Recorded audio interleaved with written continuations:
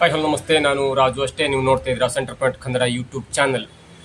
ಇವತ್ತು ದರ್ಶನ್ ಅವರ ಹುಟ್ಟುಹಬ್ಬ. ಹಾಗಾಗಿ ದರ್ಶನ್ ಅವರ ಹುಟ್ಟುಹಬ್ಬದ ಸಲುವಾಗಿ ಅನೇಕ ಅಭಿಮಾನಿಗಳು ದೇವರ ಕಡೆ ಪ್ರಾರ್ಥನೆಯನ್ನು ಮಾಡ್ಕೊಳ್ತಿದ್ದಾರೆ. ದೇವಸ್ಥಾನಕ್ಕೆ ಹೋಗಿ ದರ್ಶನ್ ಅವರ ಹೆಸರಲ್ಲಿ ಅರ್ಚನೆಯನ್ನು ಮಾಡಿಸ್ಕೊಳ್ತಾ ಇದ್ದಾರೆ.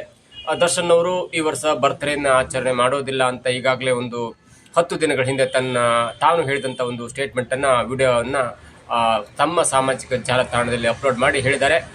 ನಾನು ಈ ವರ್ಷ ಬರ್ಡೇನ ಆಚರಣೆ ಮಾಡ್ಕೊಳ್ಳೋದಿಲ್ಲ, ಜೊತೆಗೆ ಫ್ಯಾನ್ಸ್ಗಳು ತಮ್ಮ ಮುಂದೆ ಬರೋದು ಬೇಡ, ಯಾಕಂದರೆ ನಾನು ಈ ಸಲ ಬರ್ಡೇನ ಆಚರಿಸ್ಕೊಡೋದಿಲ್ಲ. ಅದಕ್ಕೆ ನಾನಾ ಕಾರಣ ಇದೆ. ನನ್ನ ಹೆಲ್ತ್ ಸರಿ ಇಲ್ಲ, ಮತ್ತು ತನಗೆ ಸರಿಯಾಗಿ ನಿಲ್ಲಕ್ಕೆ ಆಗ್ತಿಲ್ಲ, ತಮಗೆ ಸ್ಪೈನಲ್ ಕಾರ್ಡ್ ಸಮಸ್ಯೆ ಇದೆ. ಹಾಗಾಗಿ ತಮಗೆ ಹೆಲ್ತ್ ಸಮಸ್ಯೆ ಇದ್ದದ್ರಿಂದ ನಾನು ಮನೆಯ ಮುಂದೆ ನಿಂತ್ಕೊಳ್ಳಿಕ್ಕೆ ಆಗೋದಿಲ್ಲ, ಮತ್ತು ಫ್ರೆಂಡ್ಸಿಗೆ ಅಥವಾ ಫ್ಯಾನ್ಸಿಗೆ ನಾನು ಅವರನ್ನು ಮೀಟ್ ಮಾಡಲಿಕ್ಕೆ ಸಾಧ್ಯ ಆಗೋದಿಲ್ಲ ಅಂತ ಹೇಳಿ ಒಂದು ವಿಡಿಯೋನ ಮಾಡಿ ತಮ್ಮ ಸಾಮಾಜಿಕ ಜಾಲತಾಣದಲ್ಲಿ ಅಪ್ಲೋಡ್ ಮಾಡಿ ತಮ್ಮ ಅಭಿಮಾನಿಗಳಿಗೆ ಸಂದೇಶವನ್ನು ರವಾನಿಸಿದ್ರು. ಅದರ ಮಧ್ಯೆ ಕೂಡ ಇವತ್ತು ಫೆಬ್ರವರಿ 16 ದರ್ಶನ್ ಅವರ ಬರ್ಡೇ ಇದ್ದರಿಂದ ದರ್ಶನ್ ಅವರ ಅಭಿಮಾನಿಗಳು ಅಥವಾ ಸೆಲೆಬ್ರಿಟಿ ಅಂತ ಹೇಳ್ತಾರಲ್ಲ, ಆ ಸೆಲೆಬ್ರಿಟಿಗಳು ದೇವಸ್ಥಾನಕ್ಕೆ ಹೋಗಿ ಅರ್ಚನೆಯನ್ನು ಮಾಡಿಸಿ ದರ್ಶನ್ ಅವರಿಗೆ ಒಳ್ಳೆಯದಾಗಲಿ, ಕಳೆದ ಎಲ್ಲ ನೋವುಗಳು ಕಷ್ಟಗಳು ನಿವಾರಣೆ ಆಗಲಿ, ಈ ಮೂಲಕ ದರ್ಶನ್ ಅವರ ಮುಂಬರುವ ಸಿನಿಕರೆ ತುಂಬ ಉಜ್ವಲವಾಗಿ ಪ್ರಜ್ವಲಿಸಲಿ ಅಂತ ದೇವರ ಹತ್ರ ಪ್ರಾರ್ಥನೆ ಮಾಡ್ಕೊಳ್ತಿದ್ದಾರೆ. ನೋಡಿ, ಇಲ್ಲಿ ಒಂದು ಗಮನಿಸಬೇಕಾದ ವಿಷಯ ಅಂದರೆ, ದರ್ಶನ್ ಅವರ ಬರ್ಡೇ ಇದ್ದರಿಂದ ನಮ್ಮ ಚಾನೆಲ್ ಕಡೆಯಿಂದ ಕೂಡ ದರ್ಶನ್ ಅವರಿಗೆ ಹುಟ್ಟುಹಬ್ಬದ ಶುಭಾಶಯಗಳು. ದರ್ಶನ್ ಅವರ ಅನೇಕ ವಿಡಿಯೋಗಳನ್ನು ನಾವು ಕೂಡ ಮಾಡಿದ್ದೇವೆ. ದರ್ಶನ್ ಅವರ ಅನೇಕ ಸಬ್ಜೆಕ್ಟ್ಗಳನ್ನ ಜನರಿಗೆ ತಲುಪಿಸುವಲ್ಲಿ ನಾವು ಕೂಡ ಪ್ರಯತ್ನ ಪಟ್ಟಿದ್ದೇವೆ. ಹಾಗಾಗಿ ದರ್ಶನ್ ಅವರ ಫ್ಯಾನ್ಸ್ ಕೂಡ ನಮ್ಮ ಚಾನಲ್ ನೋಡ್ತಾ ಇದ್ದಾರೆ. ಜೊತೆಗೆ ದರ್ಶನ್ ಅವರಿಗೆ ನಮ್ಮ ಕಡೆಯಿಂದ ಹುಟ್ಟುಹಬ್ಬದ ಶುಭಾಶಯಗಳನ್ನ ಮತ್ತೊಮ್ಮೆ ಹೇಳ್ತಾ, ದರ್ಶನ್ ಅವರಿಗೆ ನಮ್ಮ ಚಾನಲ್ ಕಡೆಯಿಂದ ಒಂದು ವಿಶೇಷವಾದ ಒಂದು ಸಲಹೆ ಅಥವಾ ನಮ್ಮ ಚಾನಲ್ ಕಡೆಯಿಂದ ಒಂದು ದರ್ಶನ್ ಅವರ ಕರಿಯರ್ ಬಗ್ಗೆ ಒಂದು ಸಣ್ಣ ವಿಶ್ಲೇಷಣೆ ಅಂದರೆ, ಅದು ದರ್ಶನ್ ಅವರು ಇನ್ಮುಂದೆ ಆದರೂ ಸಹಾಯ ಮಾಡುವಾಗ ನೋಡ್ಕೊಂಡು ಸಹಾಯ ಮಾಡಬೇಕು. ದರ್ಶನ್ ಅವರಿಗೆ ಈ ಸಿನಿಮಾ ಇಂಡಸ್ಟ್ರಿಗೆ ಬಂದ ನಂತರ ಕೆಲವೊಂದು ಏಳು ಬೆಳೆಗಳು ಇದ್ದ ನಂತರ, ಅಂದರೆ ಸಿನಿಮಾ ಕರಿಯರ್ನಲ್ಲಿ ಕೆಲವೊಂದು ಸಿನಿಮಾಗಳು ಹಿಟ್ ಆಗುತ್ತೆ, ಕೆಲವೊಂದು ಸಿನಿಮಾಗಳು ಫ್ಲಾಪ್ ಆಗುತ್ತೆ, ಕೆಲವೊಂದು ಸಿನಿಮಾಗಳು ಹಿಟ್ಟಾದ ನಂತರ ಅವರ ವೃತ್ತಿ ಜೀವನ ಉತ್ತುಂಗದಲ್ಲಿರುತ್ತೆ. ಅದಾದ ನಂತರ ಕೆಲವೊಂದು ಫ್ಲಾಪ್ ಸಿನಿಮಾ ಆದ ನಂತರ ಅವರಿಗೆ ಬೇಡಿಕೆ ಕಡಿಮೆ ಆಗುತ್ತೆ. ಅದರ ನಡುವೆಯೂ ಕೂಡ ದರ್ಶನ್ ಅವರಿಗೆ ಹಣಕಾಸಿನ ಸಮಸ್ಯೆ ಇರಲಿಲ್ಲ. ಆ ದರ್ಶನ್ ಅವರು ಕಷ್ಟದಿಂದ ಬೆಳೆದು ಬಂದವರು. ಜನ್ಮದ ಜೋಡಿ ಅನ್ನುವ ಸಿನಿಮಾದಲ್ಲಿ ನಾಗಾಭರಣ ಅವರ ಡೈರೆಕ್ಷನ್ನಲ್ಲಿ ಅವರು ಲೈಟ್ ಬಾಯ್ ಆಗಿ ಕೆಲಸ ಮಾಡಿದಂಥ ಅನುಭವ ಹೊಂದಿದ್ದವರು. ವಜ್ರೇಶ್ವರಿ ಕಂಬೈನ್ಸಲ್ಲಿ ಕೆಲಸ ಮಾಡಿದಂಥವ್ರು, ಶಿವಣ್ಣ ಅವರ ಸಿನಿಮಾದಲ್ಲಿ ಕೆಲಸ ಮಾಡಿದಂಥವರು. ಹೀಗಾಗಿ ದರ್ಶನ್ ಅವರಿಗೆ ಸಿನಿಮಾ ಜಗತ್ತಿನ ಅಪಾರ ಅನುಭವ ಇದೆ.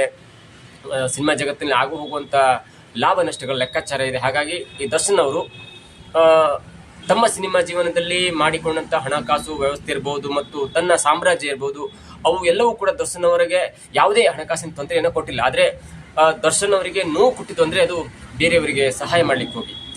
ಸಹಾಯ ಮಾಡೋದು ತಪ್ಪಲ್ಲ, ಅನೇಕ ರೀತಿಯ ಸಹಾಯ ಮಾಡ್ತಾರೆ, ಮತ್ತು ಅದರಿಂದ ತಮಗೆ ನಷ್ಟವಾಗದ ರೀತಿಯನ್ನು ನೋಡ್ಕೊಳ್ತಂದ್ರೆ, ನಾವು ಒಂದು 10,000 ರೂಪಾಯಿ ಕೊಟ್ಟರೆ ಓಕೆ, 10,000 ರೂಪಾಯಿ ಅವರಿಗೆ ಹೆಲ್ಪ್ ಆಗಲಿ. ಆದರೆ 10,000 ಹಣವನ್ನು ಕೊಟ್ಟ ನಂತರ ಆ 10,000 ಕೊಟ್ಟ ಹಣದಿಂದ ನಮಗೆ ನಮ್ಮ ಕರಿಯರಿಗೆ ತೊಂದರೆ ಆಗಬಾರ್ದು, ಅಥವಾ ನಾವು ಮಾಡಿದ ಹೆಲ್ಪ್ನಿಂದ ನಮ್ಮ ಕರಿಯರಿಗೆ ತೊಂದರೆ ಆಗಬಾರ್ದು ಅನ್ನೋ ದೃಷ್ಟಿಯಿಂದ ನಮ್ಮ ಚಿಕ್ಕ ಸಲಹೆ ಅಂದರೆ, ದರ್ಶನ್ ಅವರು ಯಾವುದೇ ಸಹಾಯವನ್ನು ಮಾಡಲಿ, ಯಾರಿಗಾದ್ರೂ ಹೊಸ ಆ್ಯಕ್ಟ್ರಿಗೆ, ಹೊಸ ನಿರ್ಮಾಪಕರಿಗೆ ಅಥವಾ ಹೊಸ ತಂತ್ರಜ್ಞರಿಗೆ ಯಾರಿಗೆ ಆದರೂ ನೀವು ಹೆಲ್ಪ್ ಮಾಡೋದಾದರೆ ನೋಡ್ಕೊಂಡು ಹೆಲ್ಪ್ ಮಾಡಿ. ಅಥವಾ ಯಾವುದೇ ಒಂದು ಯಾರೋ ಒಬ್ಬರು ಸಹಾಯವನ್ನು ಕೇಳ್ಕೊಂಡು ಬಂದಾಗ ಅವ್ರಿಗೆ ಹೆಲ್ಪ್ ಮಾಡುವಾಗ ನೋಡ್ಕೊಂಡು ಹೆಲ್ಪ್ ಮಾಡಿ, ಸ್ವಲ್ಪ ವಿಚಾರಣೆ ಮಾಡಿ ಹೆಲ್ಪ್ ಮಾಡಿ. ಸುಮ್ಮನೆ ಅಂದರೆ ಇದು ನಾನು ಬೇರೆ ವಿಷಯಕ್ಕೆ ಹೇಳ್ತಾ ಇದ್ದೀನಿ. ಅಂದರೆ ನೀವು ಯಾರೋ ಒಬ್ಬ ಸ್ಕೂಲ್ ಫೀಸ್ ಕೇಳ್ಕೊಂಡು ಬಂದರು, ಓಕೆ ಹಣವನ್ನು ಕೊಡಿ, ಯಾರಿಗೂ ಹುಷಾರಿಲ್ವಾ ಅವರಿಗೆ ಹಣವನ್ನು ಕೊಡಿ. ಆದರೆ ನೀವು ನಿಮಗೆ ಹತ್ತಿರವಾದವರಿಗೆ, ಹತ್ತಿರವಿದ್ದ ನಿಮ್ಮ ಸರ್ಕಲ್ ಹತ್ತಿರವಿದ್ದ ಯಾರಿಗಾದರೂ ಹೆಲ್ಪ್ ಮಾಡಬೇಕಂದ್ರೆ, ಆದರೆ ಇದರ ಅರ್ಥ ನಿಮ್ಗೆ ಆಗಿರ್ಬೇಕು ಅನ್ಸುತ್ತೆ, ಯಾರಿಗಾದ್ರೂ ಹೆಲ್ಪ್ ಮಾಡಬೇಕು ಅಂದರೆ ನೋಡಿ ಮಾಡಿ ಹೆಲ್ಪ್ ಮಾಡಬೇಕು. ಯಾಕಂದರೆ ಅವರು ನಿಮಗೆ ಕೆಟ್ಟ ಹೆಸರನ್ನು ತರುವುದರ ಜೊತೆಗೆ ನಿಮ್ಗೇನಾದರೂ ಕೆಟ್ಟದ್ದು ಆದಾಗ ಅವು ಯಾರು ನಿಮ್ಮ ಹತ್ತಿರ ಕೂಡ ಸುಳಿಯಲ್ಲ. ಮತ್ತು ಅದು ನಿಮ್ಮ ವೃತ್ತಿ ಜೀವನಕ್ಕೆ ಮತ್ತು ನಿಮ್ಮ ಹೆಸರಿಗೆ ನೀವು ಕಟ್ಟಿಕೊಂಡಂಥ ದೊಡ್ಡ ಡಿ ಸಾಮ್ರಾಜ್ಯ ಇದೆಯಲ್ಲ, ಅದಕ್ಕೆ ತುಂಬ ಮುಳುವಾಗುತ್ತೆ. ಯಾಕಂದರೆ ನಿಮ್ಮ ಫ್ಯಾನ್ಸೇ ಕೂಡ ತುಂಬ ಜನ ನಿಮ್ಮ ಈ ಸಹಾಯದ ಬಗ್ಗೆ ತುಂಬ ಜನ ಅಳಲನ್ನು ತೋಡ್ಕೊಂಡಿದ್ದಾರೆ. ಯಾಕಂದರೆ ಅವ್ರು ಹೇಳೋದಿಷ್ಟೇ, ದರ್ಶನ್ ಅವರು ಹಿಂದೆ ಮುಂದೆ ನೋಡದೆ, ಅಂದರೆ ನಮ್ಮ ಬಾಸ್ ಅವರು, ದರ್ಶನ್ ಅಂತ ಕೂಡ ಹೇಳೋರು ಬಹುಶಃ ಹೇಳ್ತಾರೆ, ನಮ್ಮ ಬಾಸ್ ಅವರು ಹಿಂದೆ ಮುಂದೆ ನೋಡದೆ ಹೆಲ್ಪ್ ಮಾಡಿಬಿಡ್ತಾರೆ, ಅದು ಅವರಿಗೆ ಕೂಡ ಗೊತ್ತಾಗುತ್ತೆ. ಇದರ ಅರ್ಥ ನಿಮ್ಗೆ ಆಗಿರ್ಬೇಕಾಗತ್ತೆ. ಯಾಕಂದರೆ ಆಗಿರುತ್ತೆ ಅಂತ ಅಂದ್ಕೊಂಡಿದ್ದೇನೆ. ದರ್ಶನ್ ಅವರಿಗೆ ಈಗ ಸದ್ಯದಲ್ಲಿ ಬಂದ ಕಷ್ಟವೂ ಕೂಡ ಅವರು ಮತ್ತೊಬ್ಬರಿಗೆ ಹೆಲ್ಪ್ ಮಾಡಲಿಕ್ಕೆ ಹೋಗಿಯೇ ಬಂದ ಕಷ್ಟ.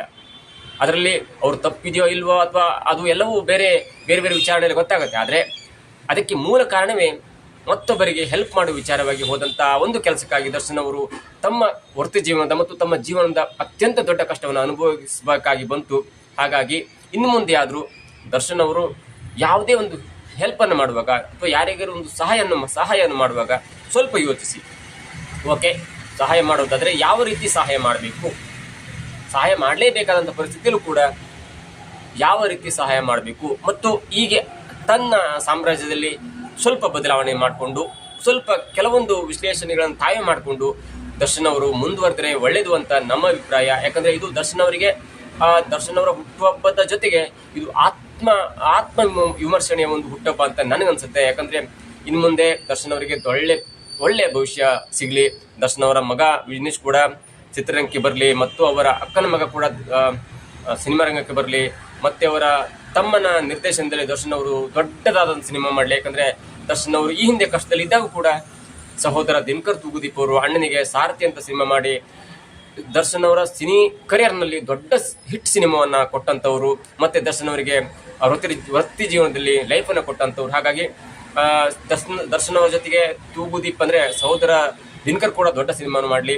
ಹಾಗಾಗಿ ನಮ್ಮ ಕಡೆಯಿಂದ, ನಮ್ಮ ಚಾನೆಲ್ ಕಡೆಯಿಂದ ದರ್ಶನ್ ಅವರ ಕುಟುಂಬಕ್ಕೆ ಒಳ್ಳೆಯದಾಗಲಿ ಅಂತ ಹೇಳ್ತಾ, ಇನ್ನು ಮುಂದೆ ಆದರೂ ದರ್ಶನ್ ಅವರು ಯಾರಿಗಾದರೂ ಹೆಲ್ಪ್ ಮಾಡುವ ವಿಷಯದಲ್ಲಾಗಲಿ ಸ್ವಲ್ಪ ಹಿಂದೆ ಮುಂದೆ ನೋಡಿ ಹೆಲ್ಪ್ ಮಾಡಿದರೆ ಅವರ ವೃತ್ತಿ ಜೀವನಕ್ಕೆ ಯಾವುದೇ ತೊಂದರೆ ಆಗುವುದಿಲ್ಲ ಎನ್ನುವುದು ನಮ್ಮ ಆಶಯ.